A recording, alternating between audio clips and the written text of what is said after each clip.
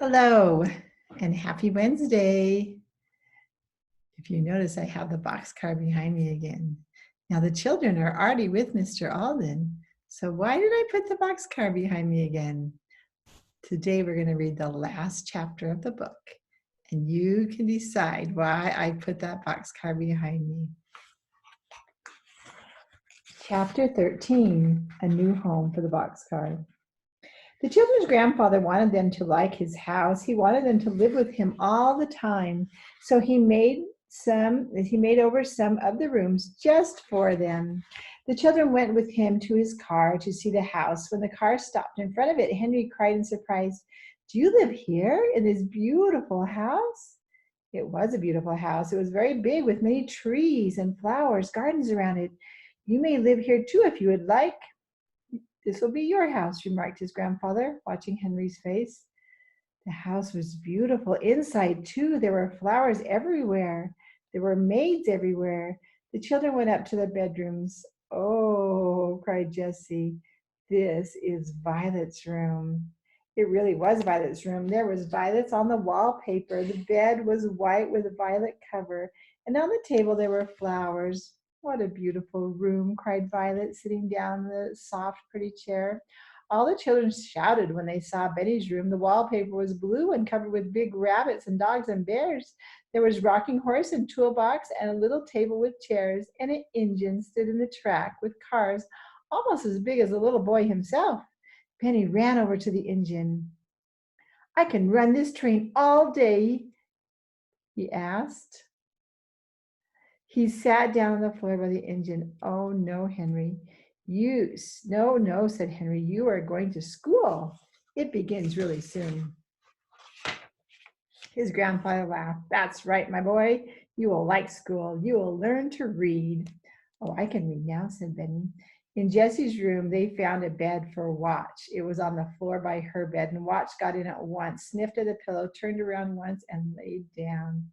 "He likes it," said Jessie. "He'll sleep by me." Just then the children heard the doorbell ring. A maid came up to find Mr. Alden. "A man to see you," she said, "about the dog." Now, when Jessie heard the word dog, she was frightened. She was afraid it was about Watch. "Oh, will they take Watch away?" she whispered to Henry. No, indeed," said Henry. "We'll never give him up."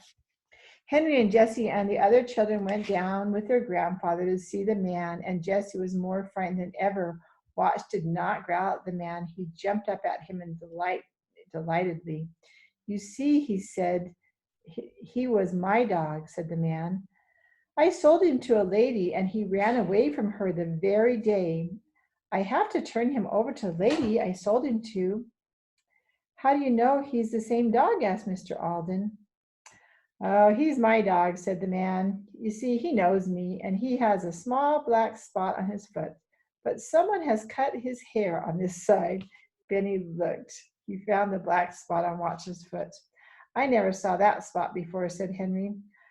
"I will give you what you want for the dog," said Mr. Alden. "The children love him. They want to keep him." "But I sold him to the lady," said the man. "I must take the dog to her." Then Henry said, "Well, maybe she will want to change to another dog when she sees his hair. If she will agree to take a different dog, will you let my grandfather have this one?" "Yes, I will," said the man. "Let's go ask her, grandfather," said Benny. "She will let Jessie have Watch. He is her dog. She took the thorn out of his foot." The man told Mr. Alden where the lady lived, and they all started out to find her. She was a pretty young lady, and she asked them all to come in and sit down. But Benny could not wait. He said, "Please let us keep Watch. I want him, and Jessie wants him, and we didn't know he was your dog." "Oh, what do you mean?" asked the lady, laughing. "Who is Watch?" "This dog is Watch," answered Henry. "A man came to grandfather's house today and told us that he had sold the dog to you. When Watch ran away from you the day you bought him, he came to visit us. He had a thorn in his front foot, and Jessie took it out." Watch looked up at the lady and wagged his tail, and she looked at him and began to laugh. "Oh, no, look at his side," she said. "Who cut his hair?" "I'm sorry," said Henry. "Benny did that one day with violet scissors." "I am so sorry. The lady was laughing again. He looks so funny. And you want to keep him? Is that it? Oh, yes, said Jessie eagerly. The man will let us have him if you will take a different dog. Oh, don't be afraid, said the young lady. You can keep the dog. I can change to a different one. Thank you. You are so nice, cried Benny, and he ran over to the lady and gave her a big hug. I'd like to keep you, Benny, in place of the dog, laughed the lady, putting her arms back around him. How happy the children were to have Watch to keep. Mr. Alden gave the money to the man at once, and 4 happy children sat with their grandfather around the Alden dinner table that night.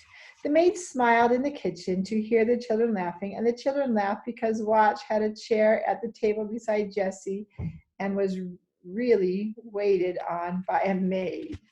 Would you ever think that 4 children could be homesick in such a beautiful house? Jessie was the first one to wish for the old boxcar. One day she said, "Oh, grandfather, I'd like to cook something once more in that dear old kettle in the woods." "Go out to the kitchen, my dear," said her grandfather. "The maids will help you. You can cook whatever you want to." Jessie liked this, but it wasn't like the old days by the boxcar. Then one day Benny said, "Grandfather, I wish I could drink my milk out of that pink cup." His grandfather began to think, he had some pink cups, but they weren't as dear to Benny as that one that was cracked. At last, Mr. Alden said, "I'm going to give you children a surprise." Is it a nice surprise?" asked Benny. "No, not at all," laughed his grandfather. "It's not pretty and it's not nice at all." "Then when will it come?" asked Benny. "Today. You children must all go over to Miss Dr. Moore's and stay there until the surprise comes." "What could it be?" wondered Violet. Her grandfather laughed. "I hope you will like it," he said. "It's very heavy." Did you guys figure out what the surprise is? The children were glad to see sweet Mrs. Moore and the kind doctor again. They stayed until Mr. Alden had his surprise all ready for them. Then Dr. Moore and his mother went back with them in the big car. Mr. Alden was happy as a boy. He took them by the garage and through the big garden, and at last they came to a garden with a fountain in the middle and trees around it. Near the fountain was a surprise. It was the old boxcar. The children ran over to it with cries of delight. They opened the door and they climbed in, and all the things were in place, even the old dead stump on which they were going to step up to. There was the old knife, which they had cut butter and bread and vegetables and firewood and string. There was Benny's pink cup, and here was his bed, and there was a big kettle and a blue tablecloth. Here were the pitchers and the old teapots, and here was the dinner bell, which the children had made from an old tin can. Benny hung it on a tree with a string and rang it over and over again with a spoon. Watch rolled on the floor of the car and barked and barked. Then he began to sniff at everything. He looked for the bone he'd buried. "Is he looking for the bone he buried?" laughed Benny. "How they love that old boxcar," said Mrs. Moore. "I like to see them so happy." "Thank you for the surprise, grandfather," said Violet. "We'll never go away from you again." "I hope not, dear," said Mr. Alden. "We'll all live happily ever after." And so they did.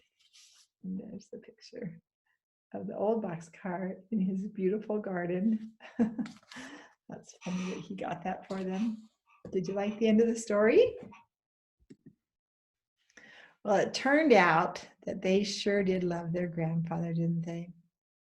So in today's journal write, tell me about your grandma or your grandpa or both. Tell me about what you like about them. When you get to go visit them, or do they come visit you? Do you get to see them often or not very often at all? Tell me all about it. Thanks. See you tomorrow.